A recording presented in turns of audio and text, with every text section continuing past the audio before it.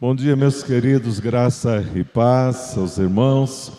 Nas nossas manhãs de domingo, agora os meses de dezembro, janeiro e fevereiro, nós temos o recesso da nossa EBFL e os nossos cultos nós estaremos ouvindo, intercalado a mensagem também do pastor, estudos bíblicos trazidos para as nossas vidas aí através dos nossos professores também nestas manhãs.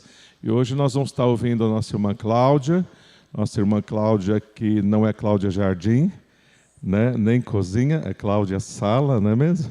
Então tá bom, a nossa irmã Cláudia, nós vamos passar a palavra à irmã Cláudia agora, e ela estará trazendo então algo especial da palavra de Deus, e assim a cada domingo um professor tem trazido temas livres que eles têm escolhido embaixo de oração para a nossa edificação, e vai ser, temos certeza, uma grande bênção. Deus abençoe, meu irmão. Sempre tem essa piada da sala na cozinha. E os irmãos sabem que eu gosto de cozinhar, né? Aí fala, não é cozinha? Não, é sala. Graças a Deus. Ai, que responsabilidade. Quando o irmão falou a irmã Cláudia, meu coração já... Porque ser professor não é uma missão fácil. Quem é professor é que sabe. Mas ser professor de escola bíblica é uma missão bem difícil. Mas é o Senhor que nos capacita, não é, irmãos? Eu quero trazer um assunto que a gente está discutindo na minha turma, que é doutrina das Escrituras. Eu trouxe um panorama. Panorama porque a gente vai dar uma pincelada em alguns assuntos que eu acho importante para estudar. Que, na verdade, não é uma pregação, não é uma mensagem, é uma aula, né? A gente está aqui estudando a palavra de Deus. Eu deixo a pregação para o pastor. Porque se falar pregação, a pressão aumenta, né, irmãos? Aí fica mais assim, né? Então, é uma aula sobre esse assunto que a gente tem trabalhado nas nossas salas, na nossa sala, nas nossas aulas. E eu queria compartilhar com os irmãos essa manhã esse conhecimento que eu acho que é primordial, importante, para que a gente comece a conhecer ainda mais a palavra de Deus. Porque o importante da palavra de Deus não é somente a gente ler. Eu sempre falo isso na nossa sala. É a gente ler, mas estudando. E para estudar, muitas vezes a gente tem que sair um pouquinho fora da palavra, não fora da palavra, mas estudar o contexto histórico da época, saber o que estava acontecendo naquele momento, para que a gente tenha uma compreensão mais ampla do que a palavra está querendo nos ensinar. Então, eu trouxe aqui para vocês um panorama. Está meio apagado ali embaixo, não sei se vai dar para ver, mas eu falo, se não der para enxergar. É um panorama bíblico, as cartas de João, o discípulo amado. Aí, ficou ótimo aí. Acho que eu coloquei a cor azul, não deu para aparecer. E nós vamos fazer um panorama na primeira, na segunda e na terceira carta de João. A primeira carta de João tem 5 capítulos. A primeira, a segunda e a terceira, apenas um. Apenas o capítulo, a segunda carta e a terceira carta. Mas, assim, a importância desse conteúdo para a nossa vida cristã é essencial. Primeiro eu vou trazer um panorâmico histórico do que estava acontecendo naquele momento histórico, naquele momento em que foi escrita essa carta, para que a gente possa entender por que o apóstolo escreveu daquela forma, né? Por que ele estava escrevendo daquele jeito. E eu vou convidar, como é uma aula, os irmãos vão participar aí, abrindo a palavra comigo, tá? Abram lá, na primeira carta, versículo 1.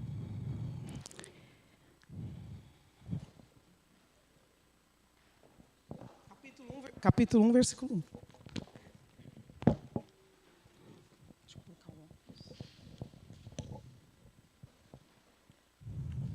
Os meus alunos que estão aí vai reforçar, depois vai ter prova, viu? Quando a gente voltar, porque a gente já falou um pouquinho sobre esse assunto.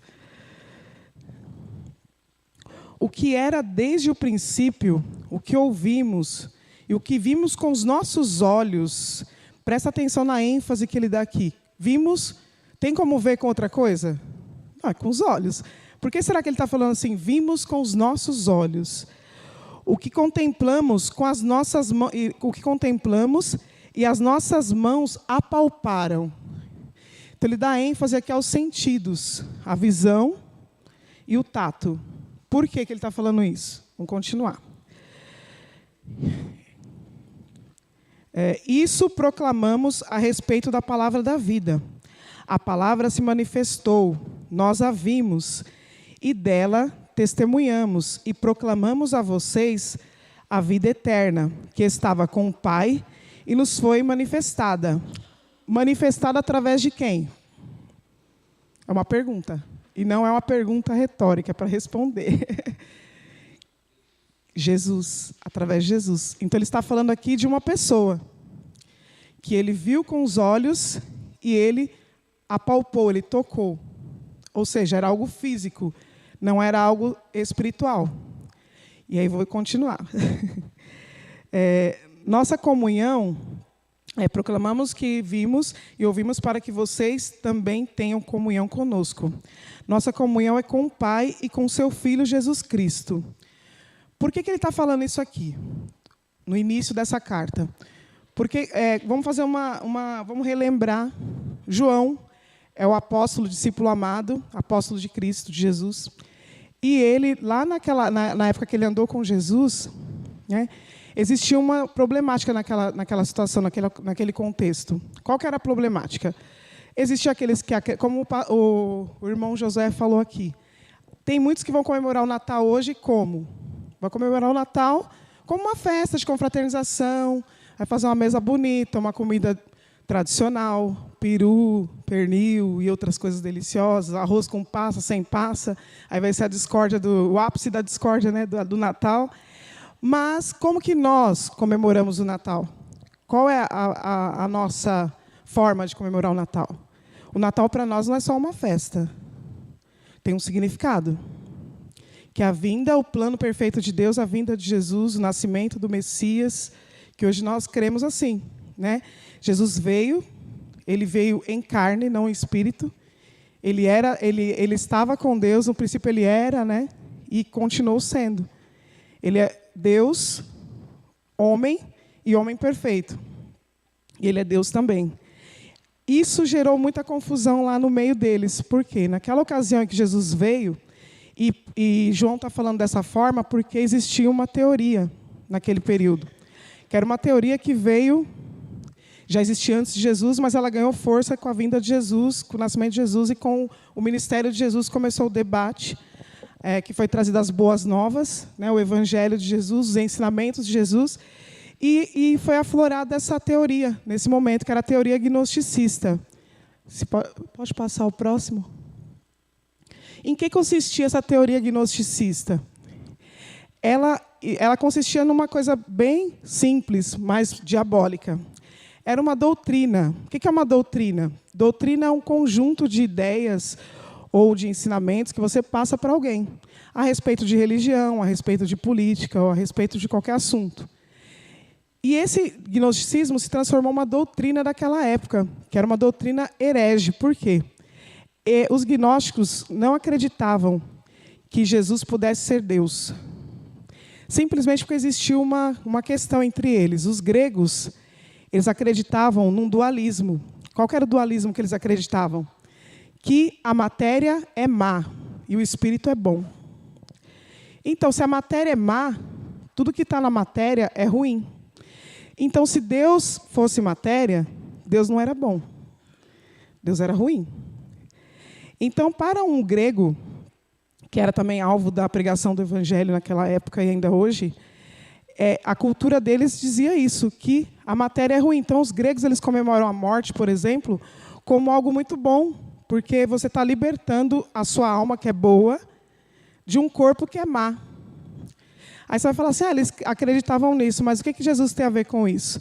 Ora, Jesus proclamava que ele é Deus, ele é o Filho de Deus. Ele é Deus, ele é triuno. Deus Pai, Deus Filho, Deus Espírito Santo. Como então Jesus poderia ser bom se ele estava em carne? E João coloca aqui no início, o princípio, o que era desde o princípio, e que ouvimos e vimos os nossos olhos, e com nossos olhos contemplamos, e as nossas mãos apalparam, ou seja, ele era matéria. Então, para os gregos, era um contrassenso você colocar Jesus como Deus. Por isso que existia essa discussão lá naquela época, eles não acreditavam em Jesus. Porque como Jesus poderia ser Deus se ele era matéria? E na concepção deles a matéria era ruim. Então aí começou toda a discussão. Essa teoria gnosticista, Era uma heresia que começou no meio da igreja, porque ela foi uma espécie de casamento entre a cultura grega e a cultura judaica. Existiam os saduceus naquela época que eles também não criam na divindade de Jesus dessa forma. Eles só criam no Pentateuco. E eu não sei se vocês se lembram, lá em Atos 23, quando Paulo ele é levado lá para o Sinédrio para ser julgado, ele levanta essa questão lá. Ele fala, o que eu fiz de errado? Só porque eu creio em Deus, que Ele é Espírito, eu creio na ressurreição. E aí começou uma discussão entre eles, porque ele jogou um ponto de divergência entre os fariseus e os saduceus, que era justamente essa questão da divindade de Deus, Deus ser Espírito e ser... Porque eles não criam espíritos, eles não criam nessa situação, na divindade, né, nesse sentido, de espírito, anjos, eles não acreditavam nisso. Eles acreditavam no que estava no Pentateuco. Se o Pentateuco não citou, então eles não acreditavam. Então era assim. Continuando aí. Então, essa heresia, ela começou antes de Cristo, mas ela ganhou força no primeiro século.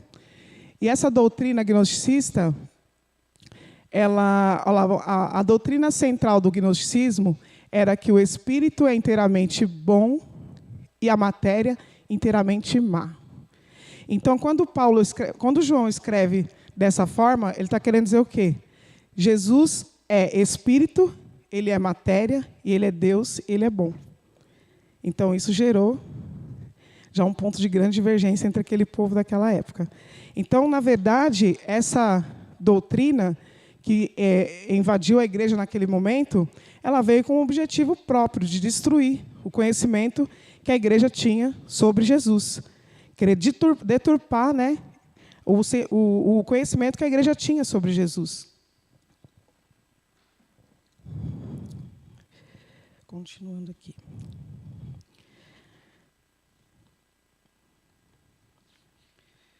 Dessa forma, dualismo grego que eu acabei de falar, eles já não acreditavam em 3 doutrinas práticas do cristianismo que nós acreditamos. Primeiro, a criação, né? Deus criou tudo, a matéria Deus criou. A encarnação e a ressurreição.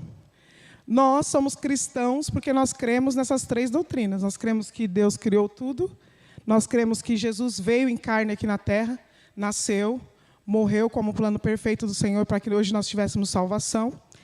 E a ressurreição dele, que é o que nós esperamos e continuamos esperando a volta dele, né? Para que aqueles que morreram em Cristo também sejam ressuscitados. Eles não criam nisso. Abram, por gentileza, em 1 João, capítulo 4, para a gente continuar.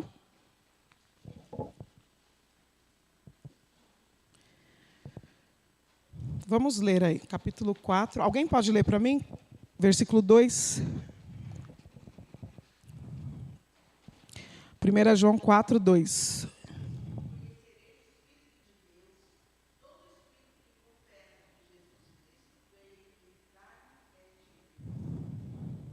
Amém, é isso. Com essa afirmação, João está querendo refutar ou desmascarar os falsos mestres que pregavam o contrário disso. Eles não pregavam essa doutrina. Eles pregavam doutrinas diferentes dessa que a gente acabou de ler, que é que nós conheceremos como aquele que... Você só pode fazer essa declaração, que para a gente é muito simples, porque nós somos nascidos de Deus, nós reconhecemos em Jesus a salvação, para a gente é fácil falar isso. Mas se você dá um pulinho aí fora, você vai ver que muitas pessoas não falam isso, não reconhecem isso. E nós só podemos reconhecer isso através do Espírito, através daquele momento em que a gente aceita Jesus, recebemos o Espírito Santo, e é Ele que vai testificar isso em nós. Parece algo simples. Se é simples para você, então parabéns, você está salvo. Se você consegue declarar isso tranquilamente, sem nenhuma dúvida, você está salvo. E um dos objetivos das cartas de João é justamente trazer essa segurança a nós, cristãos. Porque aqui ele já está falando de um momento que Jesus já veio, já morreu, já ressuscitou, e já estamos pregando aí as boas novas do Evangelho, o plano perfeito de Deus. E naquele meio, com toda essa situação que estava acontecendo, essas dúvidas, essas discussões, essas doutrinas falsas, as pessoas começaram a ficar em dúvida. E aí, será que eu sou salvo mesmo? E aí quando a gente gera dúvida, surge margem para quê?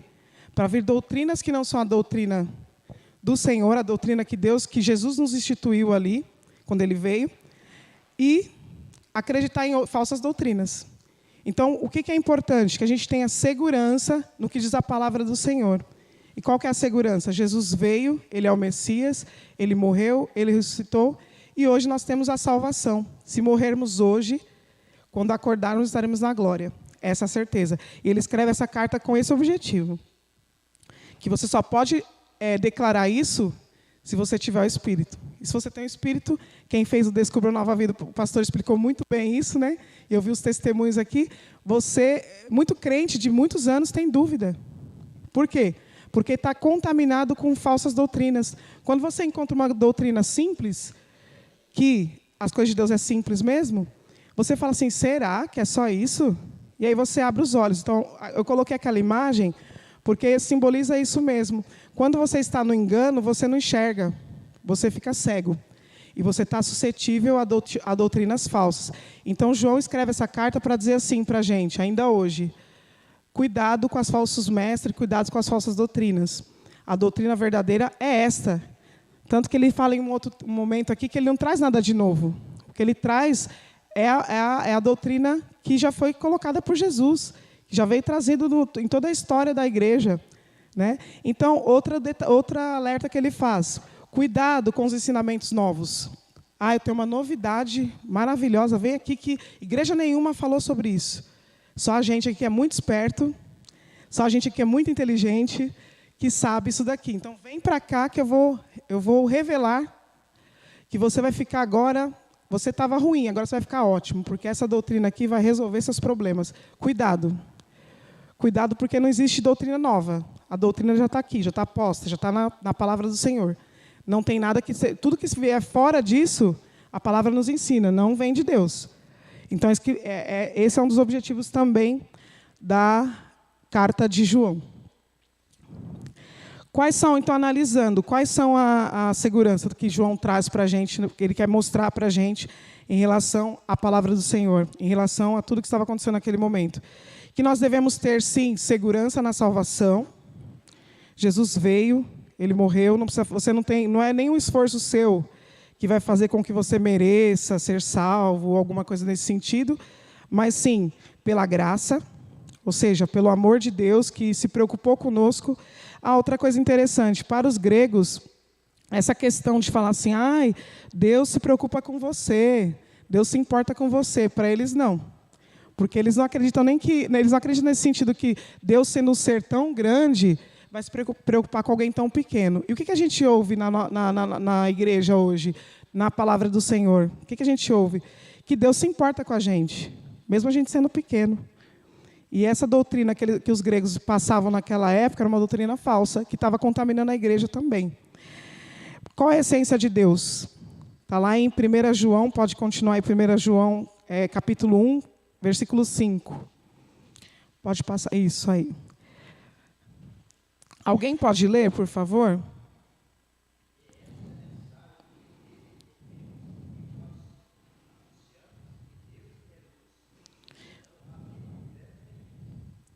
Amém. É isso. Deus é luz. Se o negócio está obscuro, está esquisito, não é Deus, não. É outra coisa. Porque Deus é luz. Ele traz todas as obras à luz e aquilo que é dele aparece, né? Se não é, também vai aparecer. Então, Deus é luz. Com Deus não tem engano. Com Deus é tudo claro. E lá em 1 João 4:8, quem abriu pode ler para mim. Vou explorar os irmãos aí, porque fica mais fácil para mim, tá?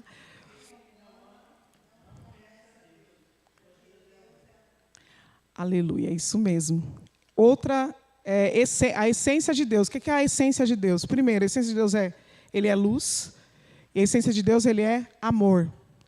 Aí entra em outra questão, que nós vamos falar um pouquinho mais para frente, sobre a questão do amor, que evidencia aqueles que são os escolhidos, aqueles que são de Deus e aqueles que não são.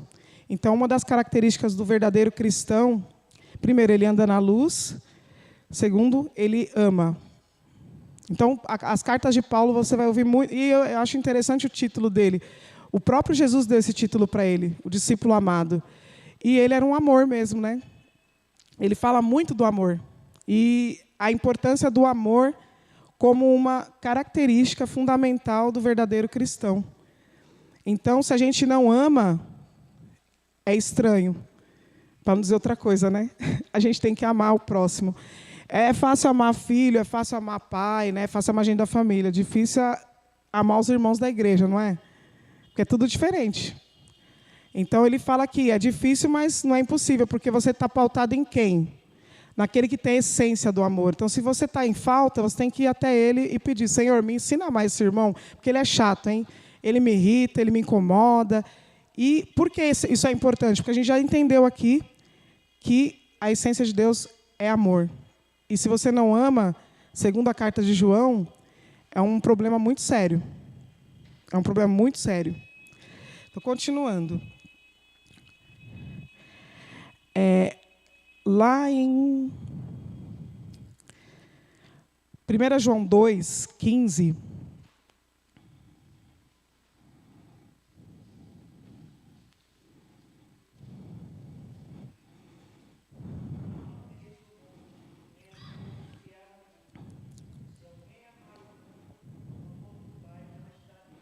Olha o problema. Quando você não ama o seu irmão e você ama o mundo. O que significa o mundo? Não é a forma geográfica do mundo. O mundo como algo, o planeta Terra, não é isso. O mundo é um sistema. E como que é esse sistema? Esse sistema é um sistema que se opõe a Deus fortemente. Podem reparar. Tudo aquilo que Deus diz que não é legal, que você não deve fazer, ou alguma coisa nesse sentido, o mundo diz, o que tem? Ele vem com sutileza, né? Não tem problema, isso aí todo mundo faz. Só porque, mas isso aí Deus falou há muito tempo atrás. Hoje em dia, a gente está no século XXI. Isso não é mais. Hoje se usa muito o termo vintage, né? Que é alguma coisa que é antiga. Ah, isso é vintage. E aí parece até chique, né? Ah, isso é vintage. Mas não é. A palavra de Deus não é vintage. A palavra de Deus ela é atual. E o que ele disse lá, a gente observando a sociedade da época de João, a gente observa a sociedade da época de hoje, não tem diferença. Você vai ver a diferença estrutural, da questão da tecnologia, enfim, mas o homem é o mesmo.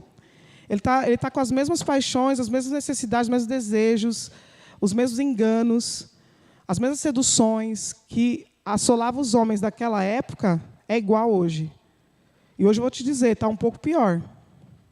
Porque com a internet, você tem aqui a possibilidade de ser bênção ou ser maldição, estar na graça ou estar no pecado em qualquer lugar, até no banheiro.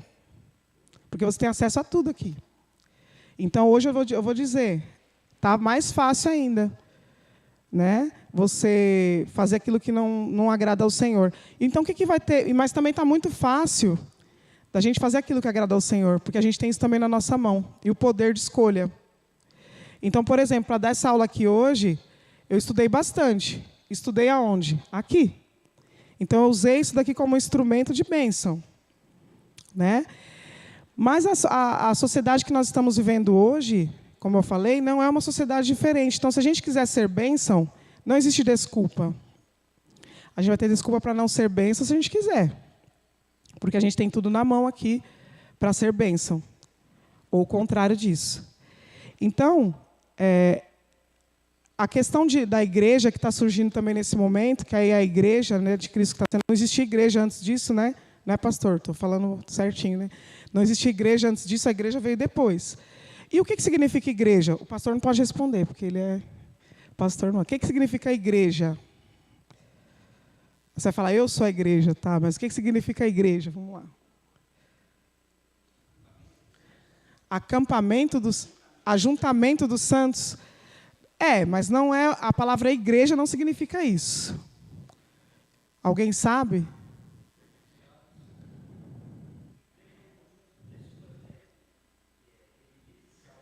É isso, mas o que é a palavra igreja? Isso é a reunião, agora um ajuntamento. Você falou aí. Isso. Chamado para fora. O significado da palavra igreja significa chamado para fora. Tudo faz sentido agora, não é?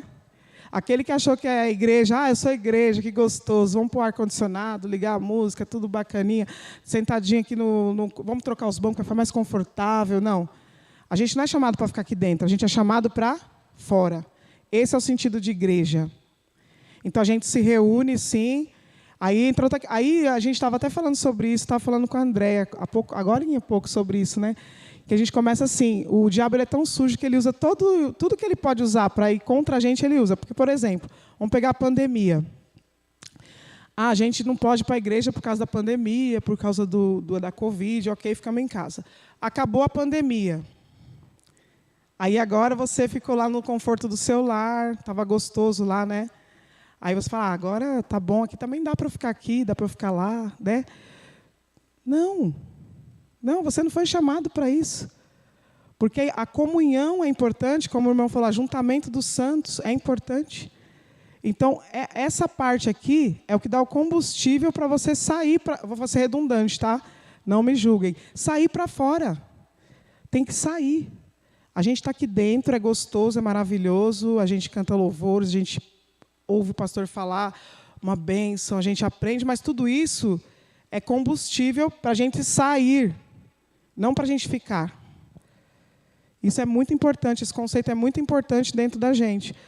Porque a gente vê, por exemplo, um culto de escola bíblica dominical que deveria estar como? Cheio. Porque o culto de escola bíblica dominical, sempre fala isso na nossa sala, é o culto mais importante. Desculpa, pastor, mas é. Porque é o culto que você vai... Primeiro, você vai ter a comunhão com os santos, como o irmão falou, o ajuntamento dos santos. Você vai ler e estudar a palavra. E à noite você vem para confraternizar, para ouvir mais ainda e para acrescentar mais. Mas se é uma escola, o que a gente faz na escola? A gente aprende. E se a escola estiver... Lá na minha escola, quem trabalha na escola sabe, essa época do ano é complicado, né?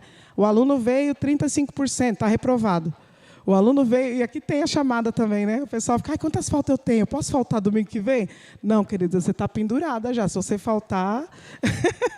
Então, tem essa preocupação. Mas vamos pensar agora aqui de maneira bem séria. Se é necessário essa frequência para você ser aprovado, o que está acontecendo aqui? Tem muita gente reprovada. Ai, Cláudia, não fala isso, porque... Não, gente, não estou julgando, não estou aqui para julgar ninguém. Não é meu papel. O que eu estou dizendo é o seguinte, é importante que a gente venha, assim, na escola bíblica, que a gente aprenda, para que a gente seja aprovado, sim. Aprovado não só de ano, de 2022 para 2023, mudar de sala, né? Porque já aconteceu comigo, já reprovei. Né? Por questões pessoais, mas, assim, não é a gente não está aqui engessado, falando algo que, nossa, está julgando os irmãos que não vêm na escola bíblica. Não estou julgando, estou alertando. Estou dizendo que a escola bíblica, para o aprendizado da palavra, é essencial. Aqui você pode levantar a mão e perguntar. Você pode falar, como já surgiram vários debates na nossa sala. Isso aqui pode ser assim. Aí, não, a palavra diz isso. Não, a palavra... E aí você sai com o conhecimento fechado, sem dúvida. Porque o que circula a escola? É a dúvida. Se o aluno tiver dúvida, ele vai ser reprovado, porque ele não vai saber. E aí, na dúvida, ele pode até chutar certo uma ou outra, mas a maioria ele vai errar. Então, essa é a questão. Para que sejamos aprovados, temos que estar na palavra. Temos que estudar a palavra. E eu me incluo nisso. Tem que estudar. Nessa igreja, eu estou tendo uma concepção diferente de escola bíblica. E vejo assim, o formato que a igreja propõe é um formato que proporciona ou favorece o aluno aprender. Inclusive com a questão da reprovação. Porque se você não vem, você é reprovado. E está certo. Tá? Então, continuar aqui. Então, nós fomos chamados para fora, não para ficar aqui dentro. Nós não pertencemos mais ao sistema do mundo. A gente pertence ao mundo, mas nós não pertencemos ao sistema do mundo. O sistema do mundo é um, o nosso sistema é outro. O sistema do mundo é pautado em todas essas coisas que eu coloquei.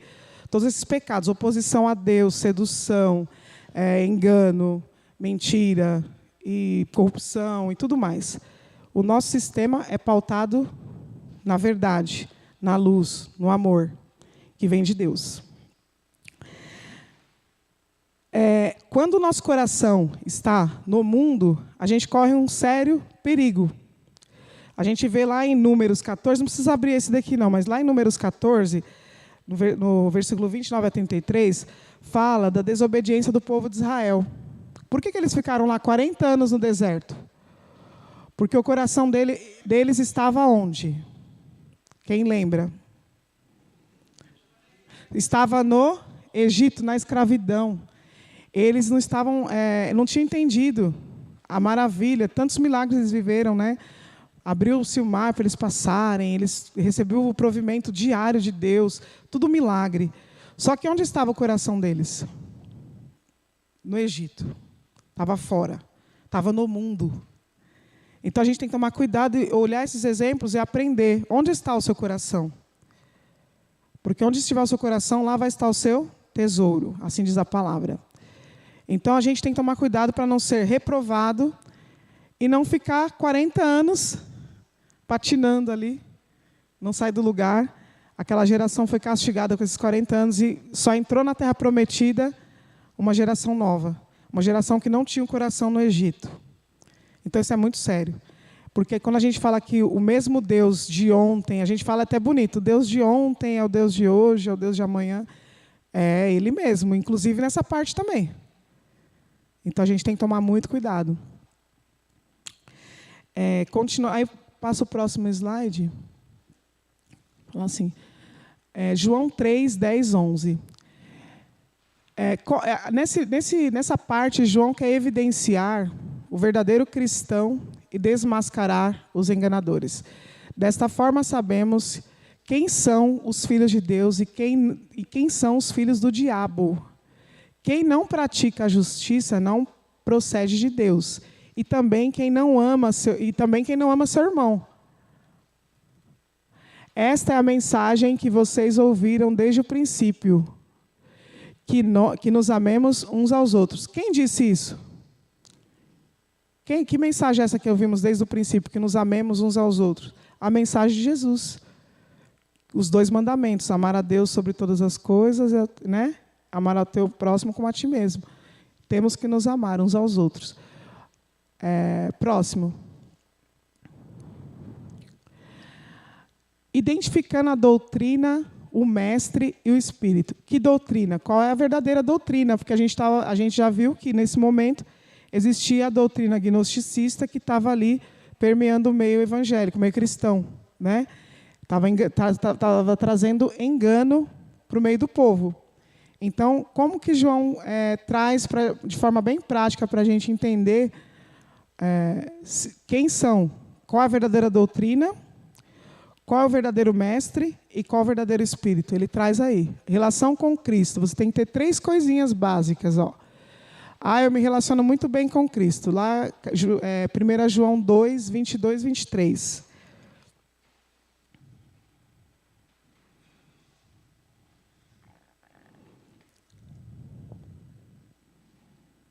Pode ler.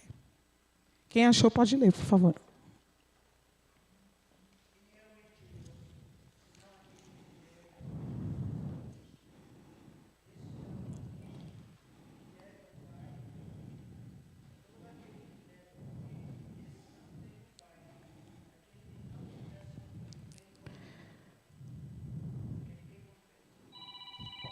Deus, perdão, gente.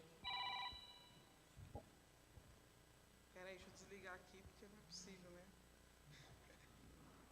Aí não é possível. Perdão, irmãos. Pode ler novamente, irmão, por favor?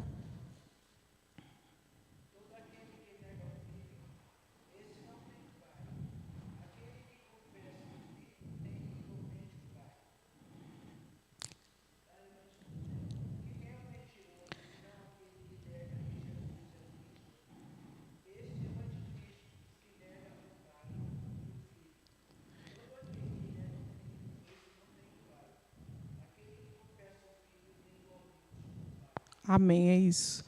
Essa é a doutrina. Qual que é a doutrina? Confessar Jesus como Senhor.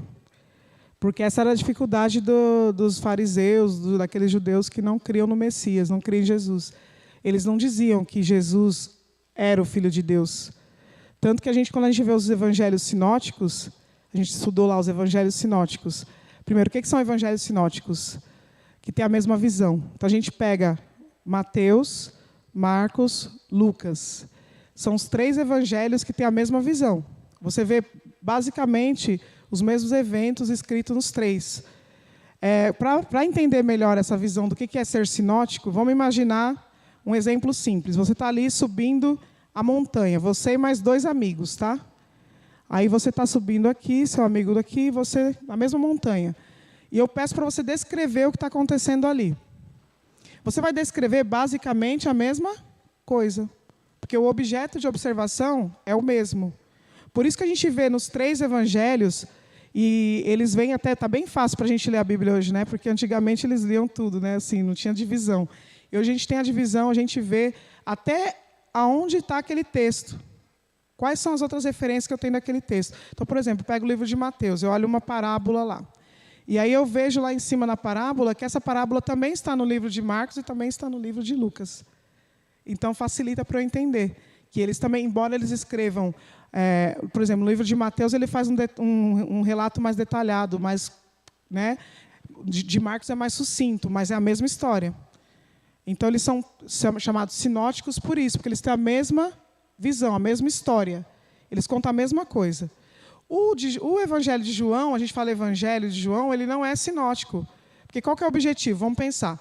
O objetivo de Mateus é revelar que Jesus é o rei dos judeus, porque ele escreve para os judeus. Mateus era judeu. E ele quer mostrar para o judeu, que não acreditava no Messias, que Jesus era o Messias, ele é o rei dos judeus. Quando você pega Marcos, ele escreveu para os gregos. Ele queria mostrar para os gregos a importância do serviço de Jesus.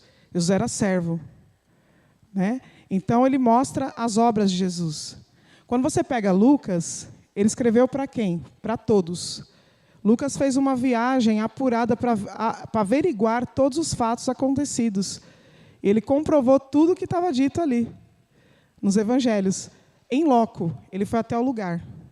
Existia até um historiador do século XVIII, se eu não me engano, que ele falava que o evangelho de Lucas estava errado.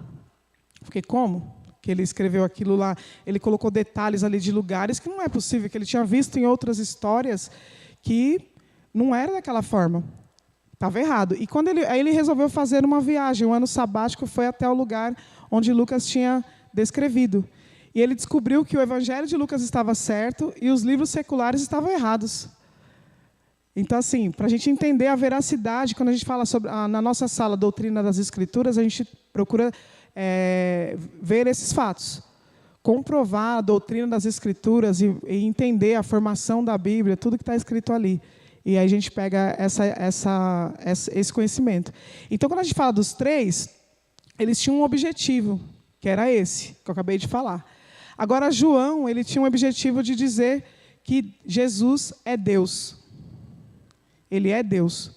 Porque naquela ocasião, ele estava vivendo aquele momento em que não diziam que Jesus não era Deus, ele não podia ser Deus. Ele não podia ser. Ele podia ser qualquer coisa, menos Deus. Ele poderia ser um homem muito bom, um homem que trouxe muitas coisas boas, que fez até coisas milagrosas, né? E se a gente for pensar em milagre, eles estavam acostumados com milagres, não estavam? Quando a gente lê o Velho Testamento, não tem um monte de milagres que aconteceram?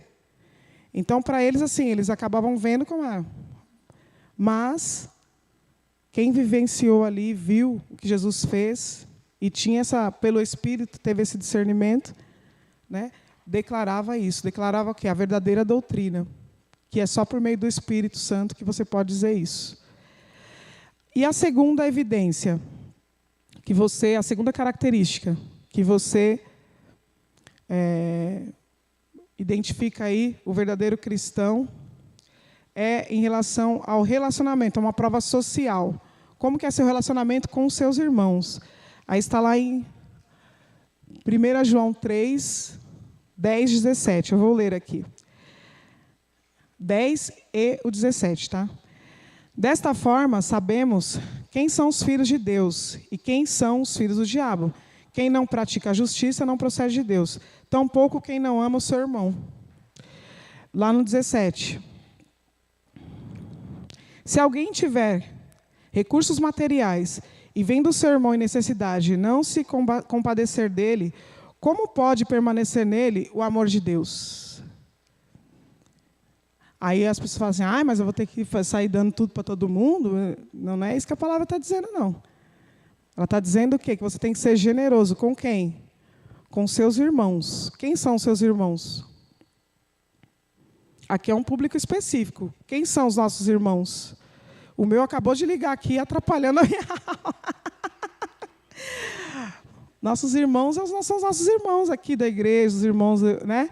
Os domésticos na fé, né? Somos nós, todos nós aqui. Então, quando a gente vem para uma igreja, não é só para sentar num banco confortável, ouvir uma palavra maravilhosa, como a gente ouve aqui, uma peça maravilhosa que vai ter hoje à noite e outras coisas. A gente vem para juntar os santos, para aprender mais do Senhor e para sair e trazer mais pessoas para conhecer também esse Deus que a gente serve. É isso. Continuando. A terceira prova, a relação com o mundo. Acho que a gente até leu esse versículo, mas vamos ler novamente. 2,15. Não amem o mundo, nem o que nele há. Se alguém ama o mundo, o amor do Pai não está nele.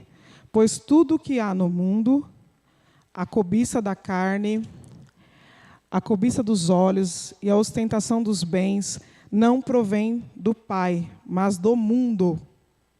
Se o mundo jaz do maligno, a gente ouve muito falar hoje da ostentação, né? E tudo é a cobiça dos olhos, a ostentação, porque a gente está na era da informática, na era da tecnologia, a gente tem tudo na mão. Então fica ainda até mais fácil, né? A cobiça dos olhos, porque você entra na rede social, o que você vê lá? O que você acaba cobiçando? Mas olha o que ele fez esse final de semana, e eu fiquei aqui limpando a casa. Olha o que ele fez, né? A gente começa, isso aí, a palavra de Deus é clara aqui, não provém de Deus. A gente tem filho adolescente, a gente tem que estar o tempo todo dosando isso, né? E conversando sobre isso, porque senão a sedução do mundo acaba levando nossos filhos. Então a gente tem que mostrar, olha, cuidado, isso aí não é bem assim, né? Rede social só mostra a pessoa sorrindo, só mostra a pessoa feliz, passeando, mas a vida não é isso, não. Isso daí é o sistema do mundo, né? Para ostentar. E a ostentação não vem de Deus. A ostentação não vem de Deus, como a própria palavra acabou de nos afirmar aqui. Então, aí estão as três características que nós devemos ter. A gente tem que estar trabalhando, a gente está aqui na igreja para isso, para trabalhar essas três características aí, que a gente tem que ter. Uma é mais fácil, é mais difícil, mas tem que trabalhar. E vai pedindo graça, e vai pedindo fruto do Espírito, e Deus vai dando para a gente, vai concedendo, porque a palavra de Deus diz que se você tem falta de sabedoria, você pede, né? E Ele dá. Então, eu tenho pedido. Porque quando a gente fez o estudo dessa carta, e eu comecei a estudar, a gente que tem aqui, que está na frente como professor, né, da escola bíblica, você acaba tendo que estudar mais, né? Então, aquele que aprende mais, né, pastor, o que acontece? Tem mais responsabilidade. Eu não vou poder dizer assim, eu não sabia, né? Isso aí não é, eu sou ignorante. E quem vem para a escola bíblica também está aprendendo. Também não vai poder falar assim, eu não sabia. Nossa, tem que ter tudo isso daí para ser considerado verdadeiro cristão? Mas quem é que nos faz conquistar essas características? Porque nós somos pecadores. É só Ele. É só através dEle. É só através do Espírito. É só através de reconhecer que nós somos pecadores. Todos nós somos pecadores. E a gente vive... quando o João fala aqui que aquele que vem de Deus não vive pecando, a gente vai ler mais para frente, é disso que ele está falando. Porque pecar, a gente peca. Mas como que a gente peca? Como que é a forma? Você peca normalmente? Ou quando você peca, você fala, eu pequei, estou arrependido, Senhor, me ajuda para que eu não caia de novo. É esse o sentimento. É essa postura do cristão, do verdadeiro cristão, segundo João. E a conclusão da primeira carta de João, vamos ler aí juntos. 1 João 5. Então, só recapitulando, por que João escreveu essas cartas? Essas cartas ele estava ainda como pastor na igreja de Éfeso, né? Não é, pastor? É isso. Ele não tinha ido para... quando ele escreveu o Apocalipse, ele já estava lá na ilha de Patmos, mas essas cartas ele escreveu ainda na igreja de Éfeso. Porque estava justamente por causa de todo esse turbilhão de situações que estavam acontecendo. E aí ele conclui assim. 1 João 5,18. Eles diziam a vocês, nos últimos tempos haverá zombadores que seguirão os seus próprios desejos ímpios. Estes são os que causam divisões entre vocês, os quais seguem a tendência da sua própria alma e não têm o Espírito. Edifiquem-se, porém, amados, na santíssima fé que vocês têm, orando no Espírito Santo. Mantenham-se no amor de Deus, enquanto esperam que a misericórdia de nosso Senhor Jesus Cristo os leve para a vida eterna. Tenham compaixão daqueles que duvidam. A outros salvem arrebatando-os do fogo. Ou a outros ainda, mostrem misericórdia com temor, odiando até a roupa contaminada pela carne. Aquele que é poderoso para impedi-los de cair e para apresentá-los diante da sua glória sem mácula e com grande alegria, ao único Deus, nosso Salvador, sejam glória, majestade, poder, autoridade, mediante Jesus Cristo, nosso Senhor, antes de todos os tempos, agora e para todo sempre. Amém. Desculpa, gente, li errado. Li Judas. E pior que tá, assim, interessante que deu certinho, porque meu Deus do céu. A pessoa de óculos ainda lê errado. Mas, gente, interessante como deu certinho isso aqui. Vamos lá. Ao vivo é assim mesmo. Também estou lá no final. 5. Vamos lá, 17. Toda injustiça é pecado, mas há pecado que não leva à morte. Sabemos que todo aquele que é nascido de Deus não está no pecado. Aquele que nasceu de Deus o protege e o maligno não o atinge. Sabemos que somos de Deus e que o mundo todo está sob o poder do maligno. Sabemos também que o Filho de Deus veio e nos deu entendimento, para que conheçamos aquele que é o verdadeiro. E nós estamos naquele que é o verdadeiro, em seu Filho Jesus Cristo. Este é o verdadeiro Deus e a vida eterna. Filhinhos, guardem-se dos ídolos. Aqui quando ele fala assim, sabemos que somos de Deus e que o mundo todo está sob o poder do maligno. Novamente ele fala do sistema do mundo. O que são as coisas do mundo? Tudo que a gente já viu anteriormente, a cobiça, a ostentação, todas essas coisas. Sabemos também que o Filho de Deus veio e nos deu entendimento, para que conheçamos aquele que é o verdadeiro. Quem é a verdade? Quem se declarou sendo a verdade? Jesus. Ele disse, eu sou o caminho, a verdade e a vida. Ninguém vem ao Pai se não for por mim. Então, a gente tem que estar pautado no verdadeiro, que é quem? Que é Cristo. E nós estamos naquele que é o verdadeiro, em seu Filho Jesus Cristo. Como nós conseguimos vencer todo o sistema do mundo? Como que a gente consegue vencer? Só estando nele. Não tem outro jeito. Então, aqui ele traz essa carta também com o objetivo de nos dar a segurança que você, a partir do momento que você aceita Jesus, que você reconhece através do Espírito que Ele é Filho de Deus, você tem a vida eterna. Não interessa o que outras doutrinas vão falar. Essa é a doutrina verdadeira. Se falarem alguma coisa fora disso, você já sabe que é uma doutrina falsa. São enganadores e são falsos mestres. Então você não vai seguir. Próximo. Aí agora vamos fazer um panorama rapidinho, que o tempo também já está acabando, mas do 2 João. Que eu falei é apenas um capítulo, né? 1:1.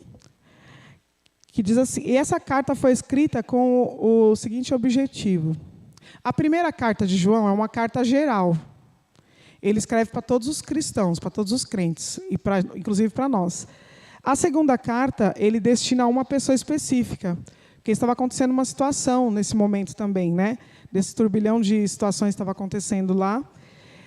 Ele escreve justamente para dizer: tomem cuidado com os enganadores, com os falsos mestres.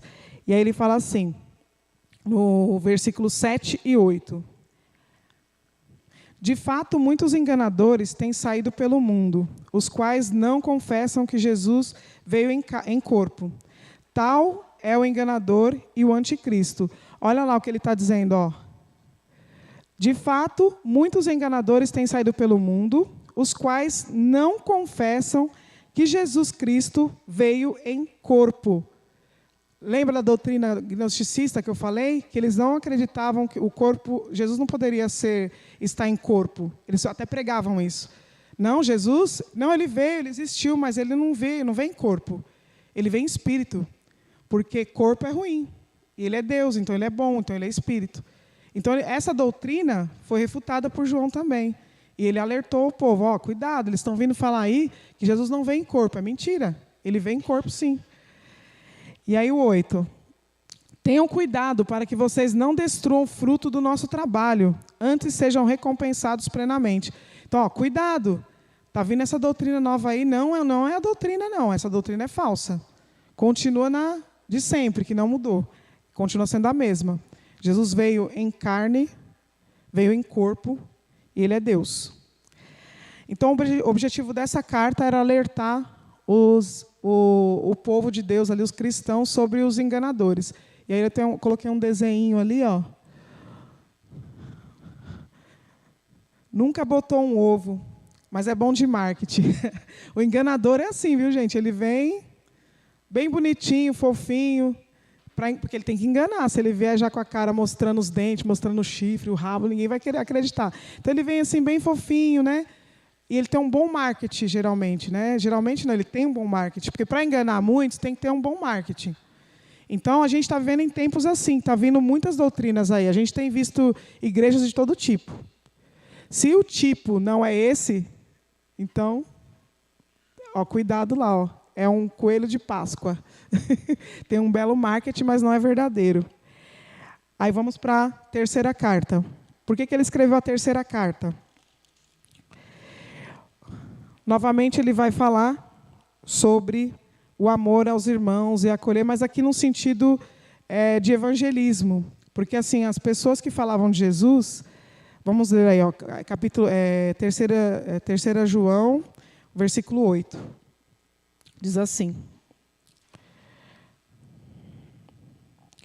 é, pois, nosso dever receber com hospitalidade irmãos como esses, para que nos tornemos cooperadores em favor da verdade.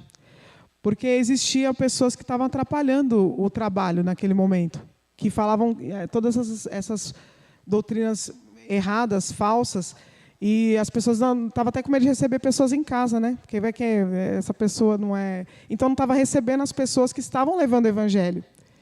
Então, sabe aquele crente que fala assim, já que é assim, então é 880? Não. Aí ele está falando aqui, ó, não, você tem que acolher os irmãos. A gente precisa acolher os irmãos. E tentar e separar quem é esse que está fazendo o errado, a gente não vai aprovar, mas assim, você vai fazer o que é certo, independente de quem está fazendo errado. A sua parte é essa. E você vai receber a sua recompensa por isso, né? Então, irmãos, com isso, aí encerrou aí, né? Não fiz nenhum fechamento, mas assim, com tudo isso, com esse panorama que a gente fez das cartas de João, e com o ensinamento da doutrina das Escrituras, o que a gente quer mostrar? Que isso que aconteceu lá, no contexto das cartas de João, no contexto dos evangelhos, ainda acontece hoje. E que a gente possa estar atento a todos esses enganadores, todas essas doutrinas que vêm para enganar, a gente esteja com os olhos bem abertos, não com os olhos fechados. E que a gente possa enxergar e que a gente não possa cair. Porque quando a gente tem o conhecimento da palavra, quando a gente está firmado no Senhor, o diabo vai tentar assim nos derrubar. Mas a gente precisa estar atento. Sempre meditando na palavra, sempre buscando, porque você só consegue desmascarar uma doutrina falsa se você souber a verdadeira. Então é isso. Amém? Vamos orar então para eu encerrar aqui. Senhor nosso Deus, nosso Pai, nós te agradecemos, Senhor, porque nesta manhã, Senhor, o Senhor falou conosco através da Tua palavra, através desse estudo, Senhor, nós podemos assim confirmar ainda mais, Senhor, tudo aquilo que o Senhor tem falado conosco, Senhor, através do nosso pastor, através da nossa igreja, e nós nos alegramos, Senhor, porque vemos que a nossa igreja está seguindo a verdadeira doutrina, o verdadeiro mestre e o verdadeiro Espírito. Obrigada, Senhor, porque o Senhor tem nos dado discernimento, o Senhor tem nos dado sabedoria, o Senhor tem nos dado entendimento. Obrigada, Senhor, porque o Senhor tem nos fortalecido na Tua palavra, Senhor. Ó Pai, para aqueles que não estão aqui essa manhã para aprender mais de Ti, mais da Tua palavra, que o Senhor possa estar tocando, ó Pai. Nós não sabemos os motivos, Senhor, mas Tu sabes. E que, ó Pai, todos possam ter o entendimento da importância, Senhor, de estarmos aqui, Senhor, na Tua casa, te cultuando, mas também aprendendo e estudando a Tua palavra, Deus. Que o Senhor possa despertar esse desejo na sua igreja, que a sua igreja possa ter o desejo de aprender mais de Ti, que a sua igreja possa ter o desejo de estar mais perto de Ti todos os dias, Senhor. E que, ó Pai, que a escola bíblica dominical possa crescer, Senhor. Porque dessa forma, crescendo a escola bíblica dominical, no ensino da Tua palavra, a igreja também cresce e se fortalece. Ó Deus, que a gente possa, através do Espírito Santo, discernir, Pai, tudo aquilo que vem de Ti e aquilo que não vem. E que a gente possa estar, ó Pai, com firmeza, dizendo não àquilo que não Te agrada, Senhor. E dizendo sim àquilo que vai edificar o Teu reino nesta terra, Deus. Que nós possamos ser, sim, uma igreja forte, que vai para fora, Senhor, e leva a Tua palavra, e quando volta, não volta vazia, Senhor, que volte, ó Pai, com os cestos cheios, ó Pai, transbordantes, Senhor. Abençoe o nosso pastor, Senhor, que a missão dele não é fácil, Senhor, a missão de ensino, de pastoreio, mas que o Senhor possa estar dando graça a ele, Deus, abençoando a vida dele, para que ele esteja, Senhor, na frente desse trabalho, com muita saúde, Senhor, com muita sabedoria, Senhor.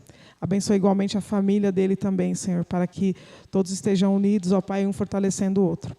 Fica conosco, Senhor, nesta manhã, nos abençoa, e que logo mais no culto à noite, que a gente possa vir para Te adorar, para Te cultuar, para Te bendizer, porque o Senhor é o único merecedor de todo louvor, toda adoração, Pai. É em nome de Jesus que nós oramos e já Te agradecemos. Amém. Amém.